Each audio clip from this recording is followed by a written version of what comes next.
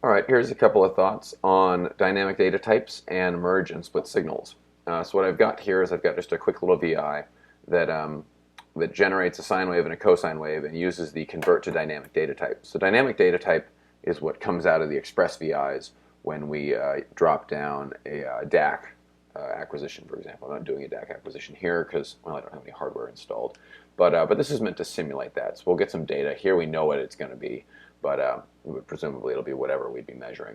It comes out as a dynamic data type. And Labview is a strictly typed data language, or strictly data type language, which means that all variables need to be of a specific data type. Floats and integers, strings, booleans, clusters, there's all different types of data, but the variables have to be of a specific type. But because the data coming out of a express VI could be a lot of different things, Labview came out with this dynamic data type. So we have to learn how to deal with this. I think the easiest way to deal with it is actually to convert it into the data type that we want. So here we have two dynamic data type signals, and so I could drop down a graph, for example, and take a look at one of them. So here is a waveform graph, and I can wire up the dynamic data type, and then sure enough the waveform graph turns this sort of dark blue, and we can run it, and there's my sine wave. If I wire up another one of these guys, well, it automatically inserts this merge signals VI. So if I do Control H, the context help will pop up, and I can learn a little bit more about merge signals, but it's basically just going to combine different dynamic data types into one combined signal. So that's a useful thing. We can merge and manipulate signals. And similarly, just as there's a merge signals, you can also break the signals out.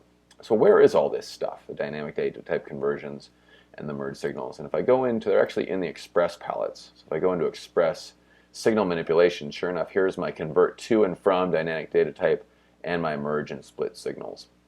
And the other thing is if I have a merge or anything from that palette, I can just right click and then there's a signal manipulation palette shortcut. If I'm on something else, well, I'll get the shortcut to whatever palette that particular item, that whatever I clicked on is from. So, so here I've merged, and now if I run this thing again, well, sure enough, the cosine shows up. Let's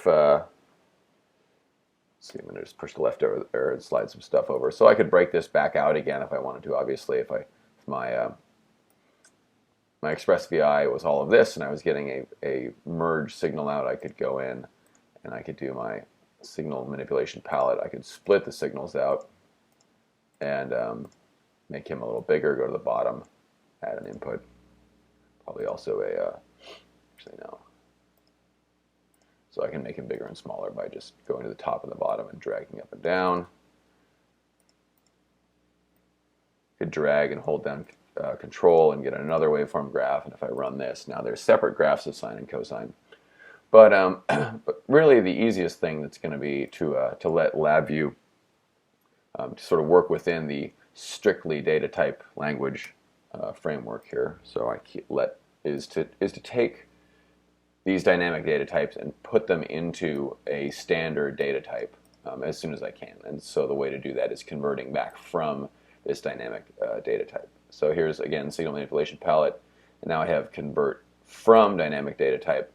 If I drop this guy down, he actually says, all right, well, dynamic data type, it could be anything, but what do you want to convert it to? And so we can have it be waveforms and scalars and 1D arrays and 2D arrays and all sorts of things. Scalars is great because they come out as arrays. We're spending a lot of time working with arrays, and we'll do even more of that. And so now I have these things as an array of scalars, and I can wire them up to my graphs.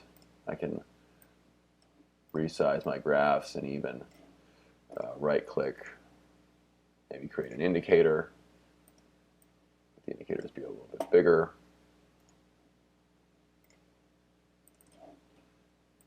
Put this guy down here, and I can run him Control R, and so now I have direct access to the variables as a strictly typed one-dimensional array, so a vector of floats.